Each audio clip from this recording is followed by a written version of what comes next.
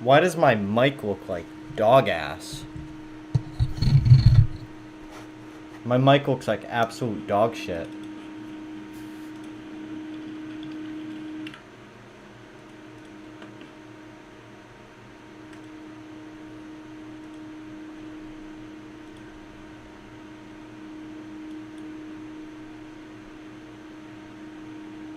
Why does my mic look like dog ass? Not my mic, my camera. Silly goose.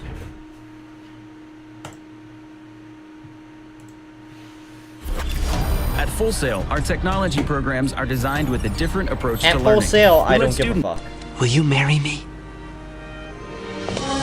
Mary Jane! I already expressed my love for Spider-Man in my previous video, but what I didn't tell y'all is there's one character from the Spider-Verse that I absolutely despise, solely because of how much they put Peter Parker through. It's not any diabolical evildoers like Green Goblin, Where's my phone at?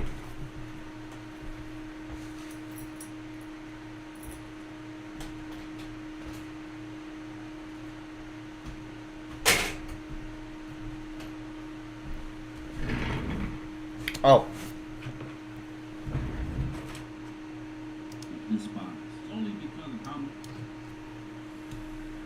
Carnage, or worst of all, The Wall. But possibly worse, Mary Jane Watson from the 2002 Spider-Man movie. You're probably wondering why? What did she do that could be so bad? Well, I'm gonna show you. I'm going to go through every toxic and manipulative thing she did to Peter Parker. And not just him either, but all the men she was with. And by the end of this video, you'll finally understand why she's the most toxic woman ever. Treat me like Ortiz, don't get me dirty. Love on me. Oh boy, yeah. First, I'm gonna start it off with the original Spider-Man movie, Spider-Man 1. You would expect this, being the first movie, for it to be a little more calm, but no. She's a bad person. So first thing we see from her is that she stops the bus for Peter. You know, very nice act, you know, selfless act. And you realize she's dating the bully. And that pretty much negates any act of kindness she does for Peter or anybody else who gets bullied by him. And it's like, oh, maybe she doesn't know. No, she knows. He does it right in front of her, and she doesn't care. You think a little, very nice act, you know, selfless. Expect this, being the first movie, for it to be a little more calm, but no. She's a bad person. So first thing we see from her is that she stops the bus for Peter. You know, very nice act, you know, selfless act. And you realize she's dating the bully. And that pretty much negates any act of kindness she does for Peter or anybody else who gets bullied by him. And it's like, oh, maybe she doesn't know. No, she knows. He does it right in front of her, and she doesn't care. You think a little, Flash, stop. It's gonna do anything? Then after Peter gets his powers, we find out she doesn't have the best of dad, so makes total sense now. And Peter, being the good guy that he is, you know, he just tries to chop it up with her to cheer her up a little. And it was working too. I mean, look at the face. You could tell she was falling in love. I gotta go. Or not. And eventually she breaks up with Flash on graduation, day of too, which is, yo, that's ruthless. That's like equivalent to telling your grandma she has cancer on her birthday. That's foul. But I can't lie, that's not the worst thing she's even done yet. Because then she gets with Peter's best friend, Harry. But him getting with MJ was probably the worst decision he made, because she does not care about him at all. So first thing she does is let Peter know that she's dating his best friend. And then she tells Peter, we should go out for lunch sometime. Don't tell Harry. Okay. Kinda really sus, but it's not cheap. I don't think people realize how messed up this kiss is. Okay, so one, she doesn't know the dude, so she doesn't know it's Peter. So as a viewer, you shouldn't feel happy for Peter. She thinks she's kissing some other dude. Two, she's cheating on Harry. And three, she doesn't know the dude. Again, that's nasty. Bitch is absolutely trifling. That's why you can't trust these hoes. And this is all to say thank you because he saved her once? You're telling me the homeless dude I gave money to yesterday should be trying to make out with me just because I gave him $1?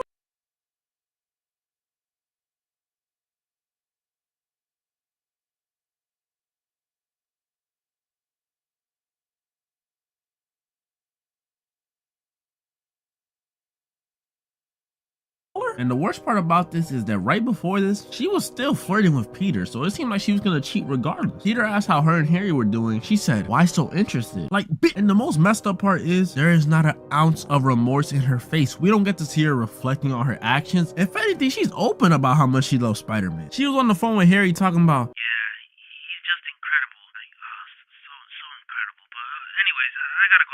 Don't let the bed bugs. like, Harry did not catch a break. Next thing that happened is that he walked in on Peter pretty much risen up his girl. And again, I gotta backtrack. Mary Jane came talking to Peter, who she knows for sure at this point. If she doesn't know, she's just who she knows for sure likes her. She came to him to talk about how much she loves Spider-Man while still dating Harry. And look how happy she is to talk about this. Like, what's wrong with you? Like, I'm glad Goblin kidnapped her because she deserved at least a little bit of bad karma for this. I don't even know how she survived this whole situation. Her forearm strength must be insane. Look at that catch. Look at it. And then by the end of the first movie, when her and Harry are broken up, she decides the best place for her to confess her feelings to Peter is at Harry's dad's funeral. Wow. Standing ovation. We're off to an amazing start. So at the end of the first movie, after Mary Jane confessed her feelings to Peter, he pretty much told her, I gotta do my own thing since I'm Spider-Man, but you don't know that, so I just gotta do my own thing. So the first time we see her is at Peter's birthday party with her, Harry, and Peter, which is like probably so awkward. I don't think I'd be able to do it. And Mary Jane starts this movie off hot. I cannot hold you. This is the most toxic she's ever been. So first thing she does is go up to Peter and try forcing him to confess that he loves her. She was busting out all the stops, the face touch, the eye contact, and she almost got him too. She had my boy Peter saying, Oh boy, yeah. MK Ultra levels of manipulation. But Peter held it down and didn't say a word. He didn't confess any feeling. And I know this got her tight. Look at her face. And right after, she does one of the most petty things I've ever seen in cinema history. She immediately walks away and says, by the way, I'm seeing somebody. And just sits there and waits for my boy Peter's reaction. Do you know how messed up that is? Like, let that happen to me. I might just. I woke up Chris Breezy.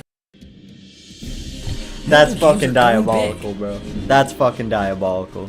Play the official PC version of Clash of Clans. So in this movie, Mary Jane's an actress, so, you know, she has plays and stuff, and she really wanted Peter to go to hers. But, you know, Spider-Man stuff comes up, and Peter wasn't able to make it. And MJ, well, she took this to the heart, because next time she sees Peter, you know what happens? She agrees to get married to the dude, just to get back at Peter. You know how messed up this is to Peter and to the guy she's with? He's just an innocent bystander who's getting in the way. Like, she's just using the man. There's that scene where she tells him to lay a certain way so she could kiss him and pretend like she's kissing Spider-Man, pretty much confirming that she's still thinking about Spider-Man and Peter while with this dude. Then later in the movie, she's telling Peter again, you love me. Just say it. You love me. And when Peter tells her no, she's like, kiss me. Go ahead, kiss me. Mind you, she's still engaged to the dude. The ring is literally right there. They show it in the shot. Then she gets kidnapped again. And after Peter comes to save her and he convinces Doc Ock that he's good again and all this stuff, the whole place starts collapsing on them. And Peter's holding it up by himself, the whole place. And she's under him. And she has the audacity to say, you do love me.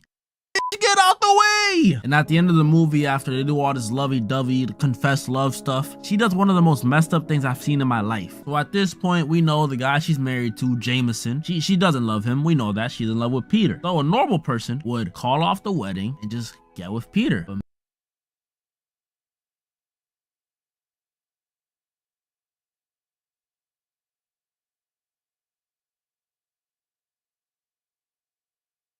Being an NFL fan.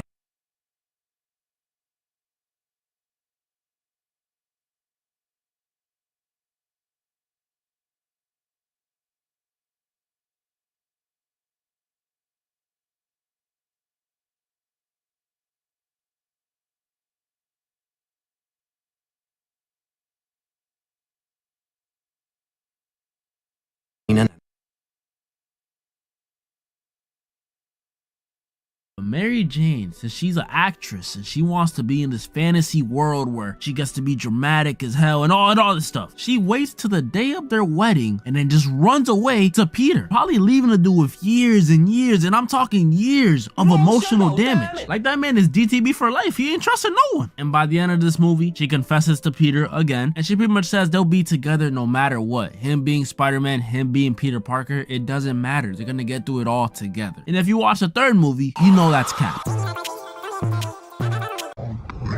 I'm From a cinematic standpoint and from the Mary Jane standpoint, this is probably the worst one. Still my favorite though. So at the beginning of this movie, Mary Jane... I'm bored of this video. Let's find something else to watch.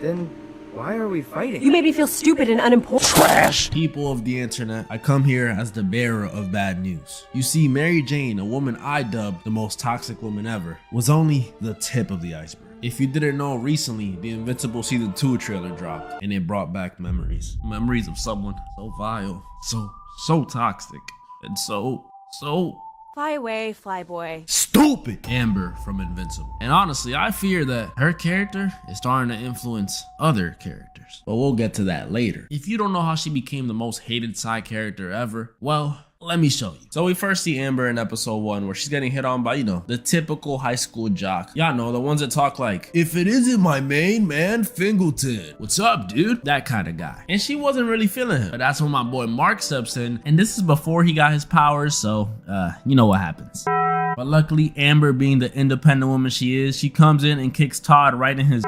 And Amber starts to admire Mark a little.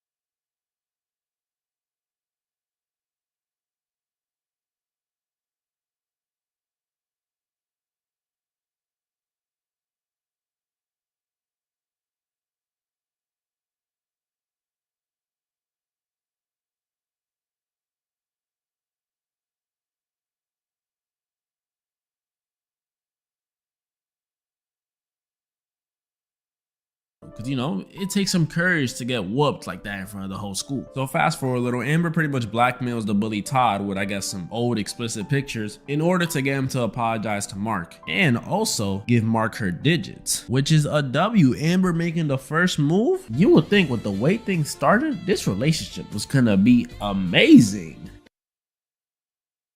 So Mark and Amber set up, you know, their first little study date, but it's interrupted when Mark has to go handle some superhero business at Mount Rushmore. And from Amber's perspective, it looks like he's just ditching her, which is really messed up. But as we know, that's not the case. But we have to look at it from her perspective. Imagine you're constantly getting ditched by someone you like. Wouldn't feel too good. And it happens several times. He even misses out on the soup kitchen. But Amber and Mark rekindle again because, you know, he got hit by a bus, which is really just intergalactic Mufasa destroying his insides. Pause. And so they decide to plan a trip to, what is this college called? Upstate University. Probably the most straightforward name I've ever heard for a college. And this trip is the beginning of the end. So they arrive at the campus and everything's going calm. No, there's some people missing on campus, but that's fine, we're good. So they go to this one lecture and there's this guy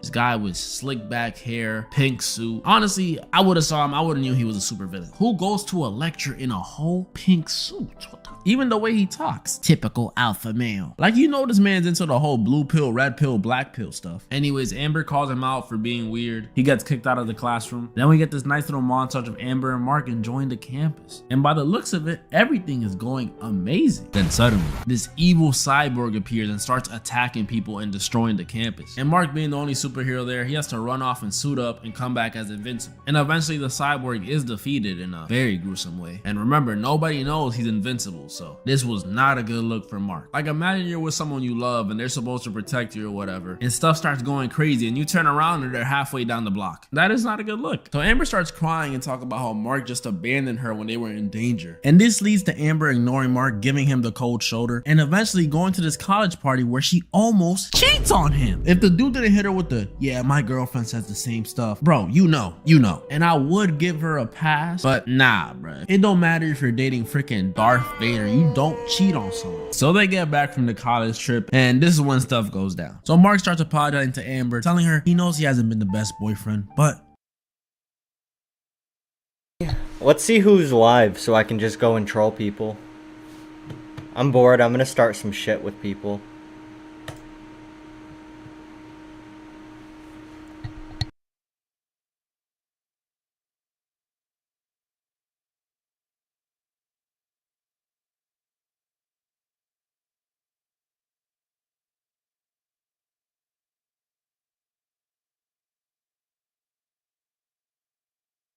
This is your garbage trash browser, and this is Opera GX. You see this difference?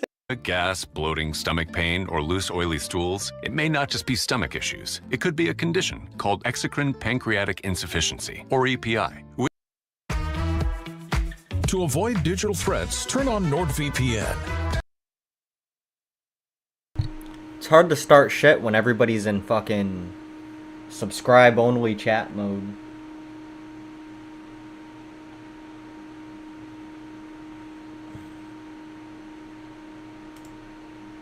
I'm gonna be bald now. And then, so he became known as Greg the Egg, and that became like his big meme. Alright, trolling is commencing now. Really? Everybody has sub-only fucking creepypasta.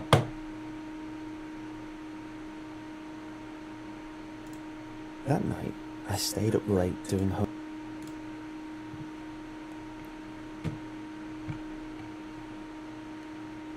Why can't I filter the lives either? What the fuck is going on?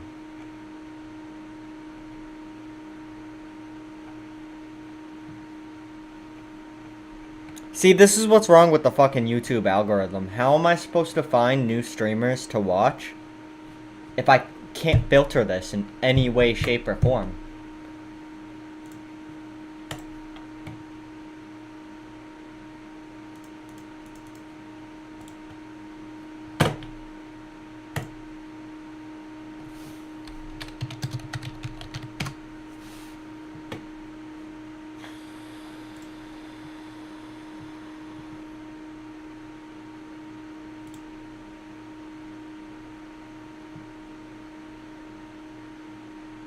Fortnite fashion show. Oh yeah, I'm gonna go shit on these kids.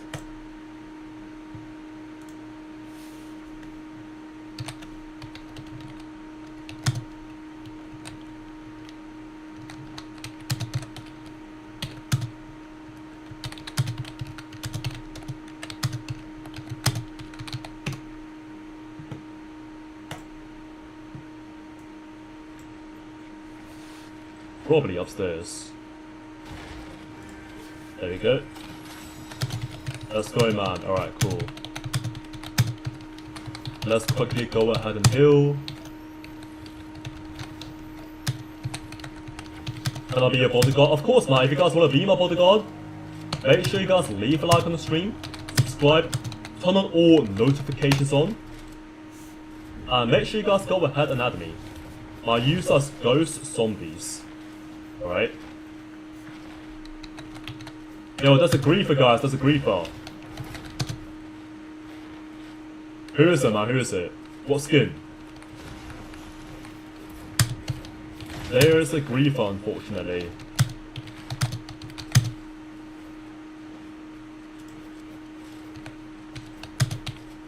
Alright, someone killed it. Alright, let's go, let's go. Someone killed it, someone killed it. W in the chat!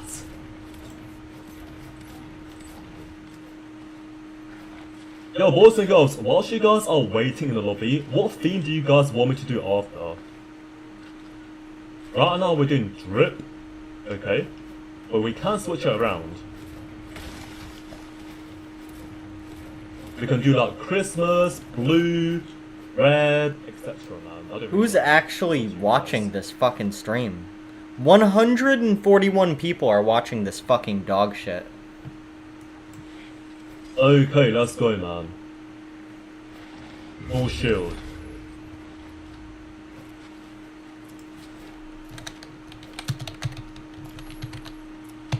Alright, I do require a shotgun, and I just found it. Let's go. Okay, I think I'm good to actually build a stage.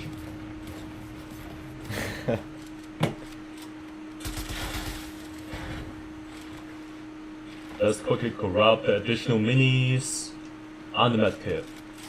Okay, so ladies and gentlemen, let's quickly build a stage outside Pleasant. And I just found a llama.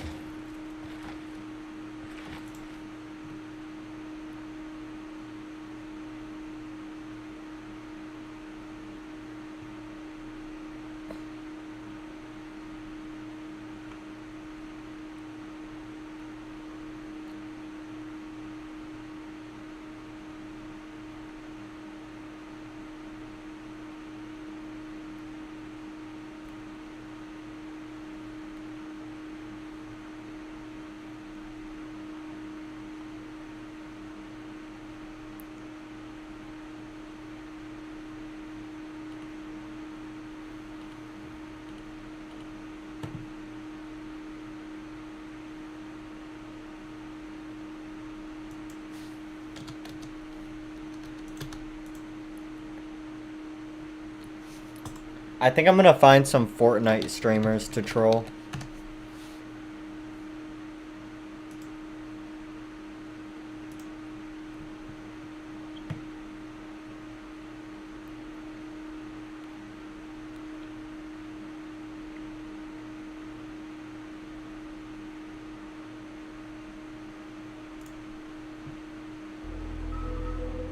Subs only mode, of course.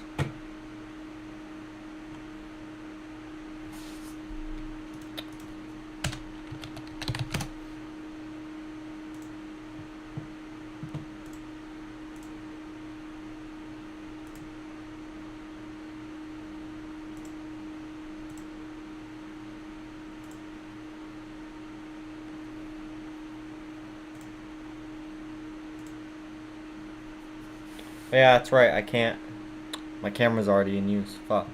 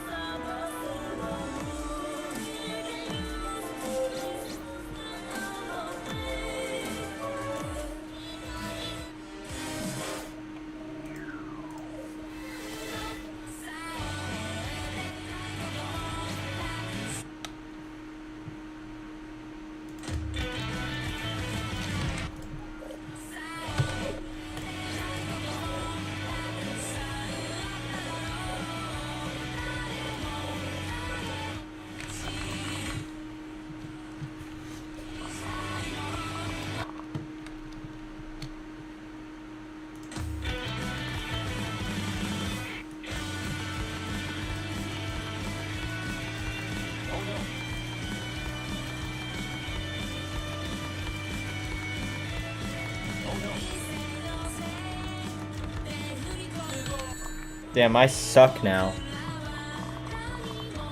Oh, that pisses me off so bad, dude.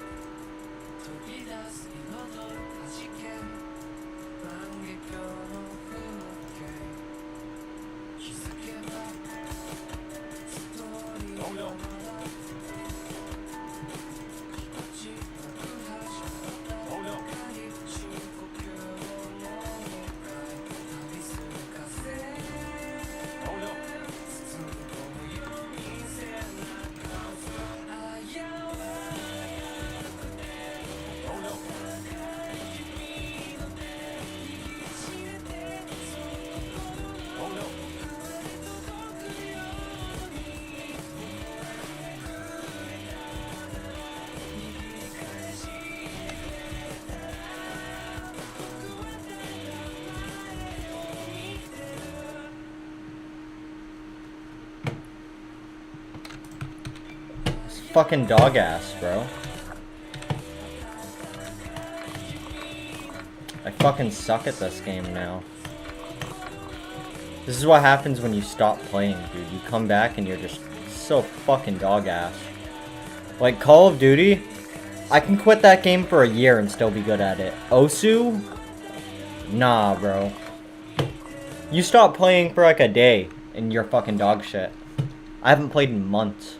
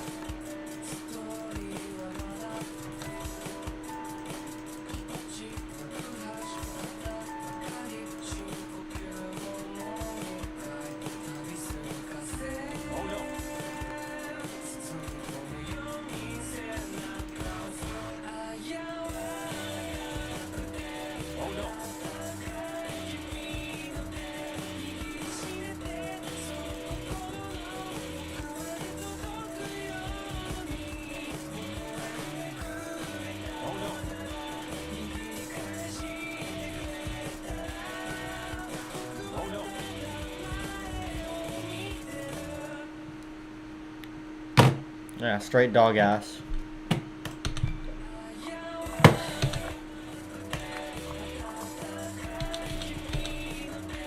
Man.